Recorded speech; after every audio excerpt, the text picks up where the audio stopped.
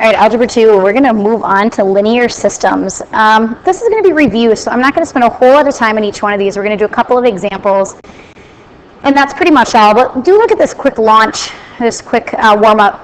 What part of the graph represents profits? If I think of this being, as my red line being expenses, how much money I'm spending on whatever business I own, and I think about my green line being how much money I am bringing in for that business, if I look at these red and green lines, what represents where I'm actually making a profit? So if I think about this, right here, where my expenses start becoming greater than, where my income, rather, becomes greater than my expenses, so I'm taking in more than I'm spending, that's going to be my profits, right?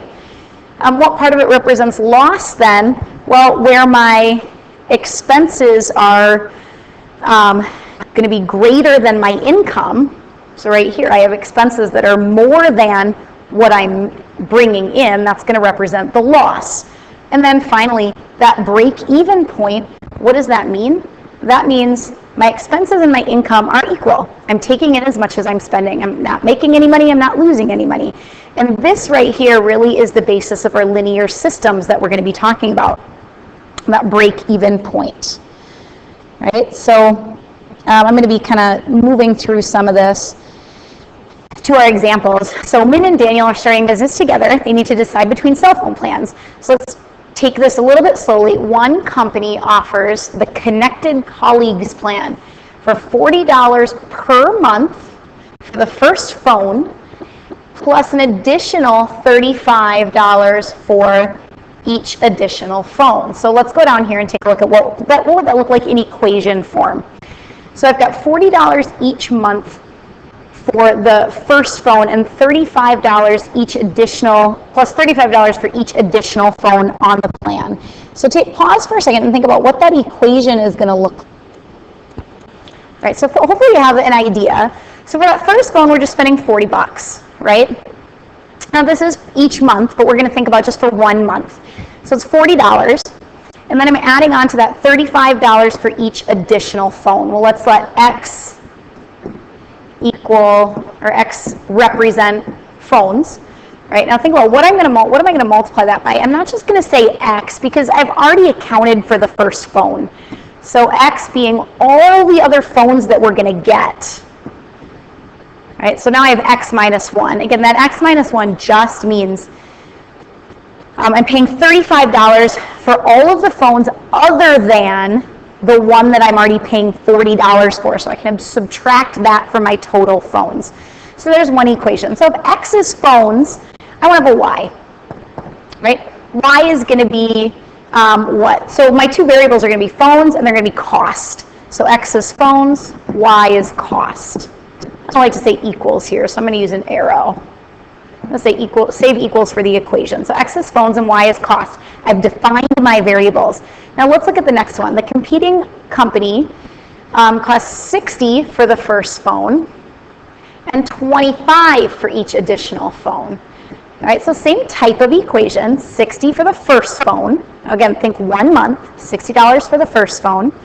And then I have $25 for each additional phone. So all of the phones minus the one that I've already paid for.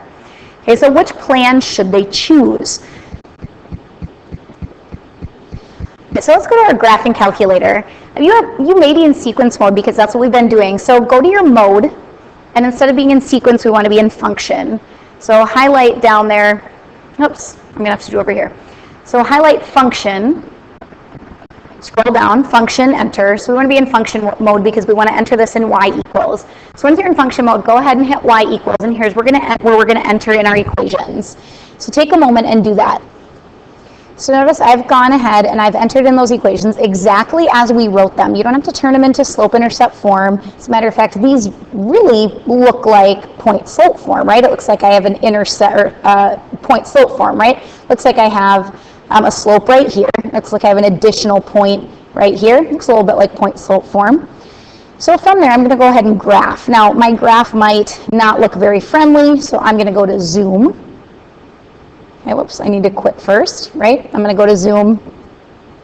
And I'm going to go ahead and go to zoom. Let's go to zoom fit. and see if it'll fit that. Oh, scroll down a little bit too much. See if it'll fit that to my equations. Okay. Oh, it looks like I'm going to pause for a second so I don't waste your time here. All right, please remember this. I always forget this. If you're getting invalid dimensions, if you're getting an error, go to second y equals. Make sure all of your plots are off. If any of those plots are on, it might be messing with what your calculator wants to do, what it wants to graph. So I went and I turned those off, and then I hit graph. And to get a good graph, again, you can go to zoom and zoom fit.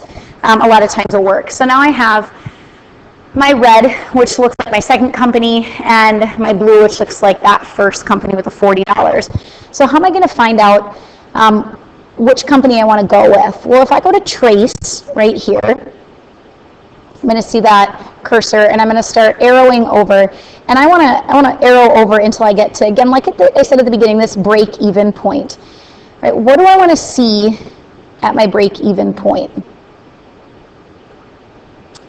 I want to see where that intersection exactly occurs.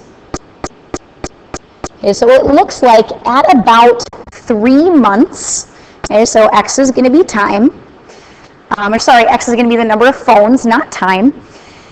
At 3 phones, it looks like I'm paying about $109. Right, 3 phones, $109. Right here, so 3 phones and $109, I'm paying the same amount. So what happens now if I keep scrolling over here to the right, and I'm on my blue line. If I want to switch lines, I can just arrow down and that'll switch my lines, but I want to go on the blue. So as I follow along the blue, that ends up costing me more, right? So past 3 phones, so after 3 phones, the blue company or the first company is more expensive. So it looks like up to 3 phones I'm fine. After that, I want to go with the red company, or the one where I pay $60 and then just $25 for each new phone. Right? So it looks like this is going to be the better deal after 3 phones. Now, if you hit second graph to find your table of values, you're going to see the same thing. Right? So at 3 phones, and it looks like, with tracing, it's hard to be exact unless you really zoom in on that, and there are ways to zoom in on it with your zoom key, but it's actually $110. I can see that very clearly on my table of values. So you can also go to your table to see where that break-even point is, where Y1 and Y2 are the same amount. That's going to be your break-even point. So at 3 phones, they both cost me $110. After that, the blue company, you notice, starts getting more expensive. So this one, again, is going to be your better deal. All right, let's take a look at another example. We want to solve this equation, 5x plus 4 times x minus 3 equals 15 minus 3 times 7 minus x by graphing my system of equations. Again, what are we looking for? We're looking for the break-even point, or that intersection of the lines, right? So that's what I'm going to look for. So one thing I can do, if these are equal to each other, and you may remember this from algebra, then what I can do is I can split those up and I can make them equal to y. So y equals 5x plus 4 times x minus 3. And I can do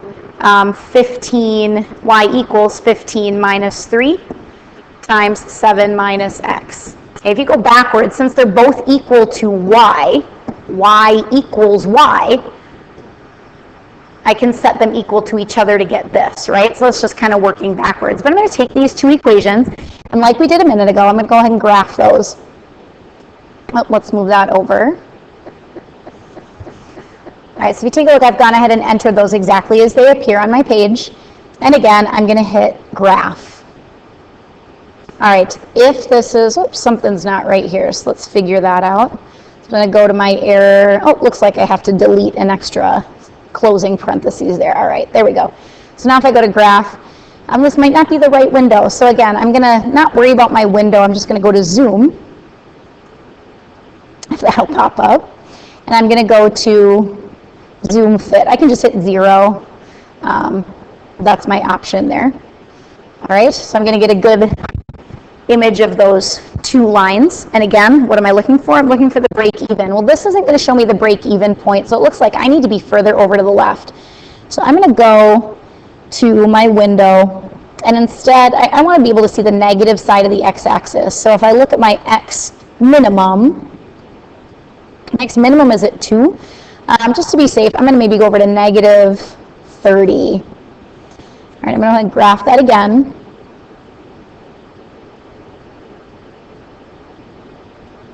All right, so we can see now that I have a better point of intersection. So again, I can do two things. I can trace that to find my break-even point. All right, so if I go to trace and I drag that cursor along until I find, let's see, why is that?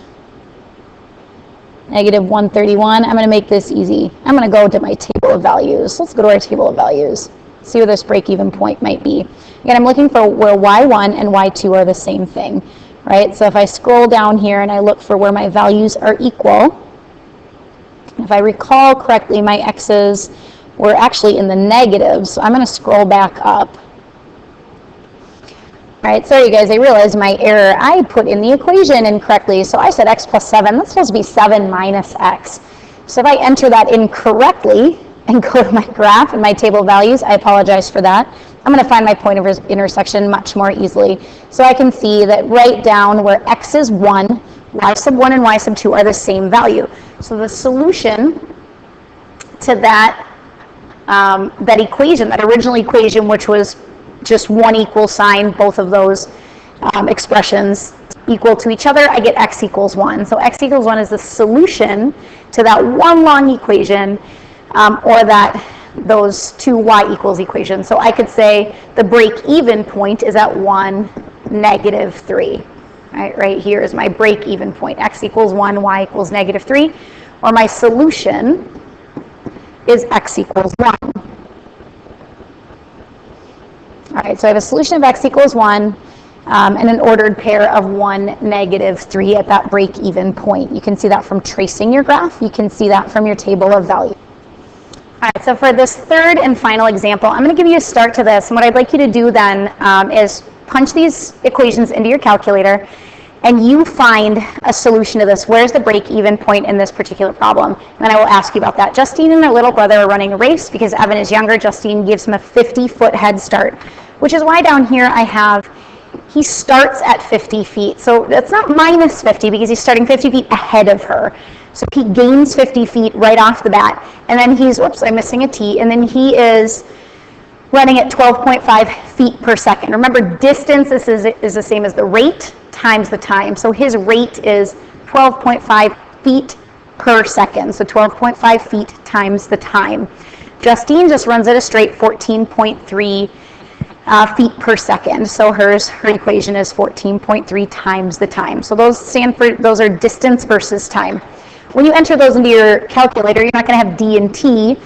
You're going to have x and y, right? So d is the same as y equals, and then t is the same as x. So when you enter that into your calculator, make sure you're using those same variables. So again, enter those into your calculator, and we're looking for at what distance should Justine mark for a close race. So what is the distance in which they're going to be very close? So look for that break-even point, all right? And again, time is x and distance is y. So this time, we're not looking for an x value. We're looking for a y value at that break-even point. So one more time, instead of an x value, we're looking for a y value at the break-even point. So go ahead and do that one on your own, and that is the end.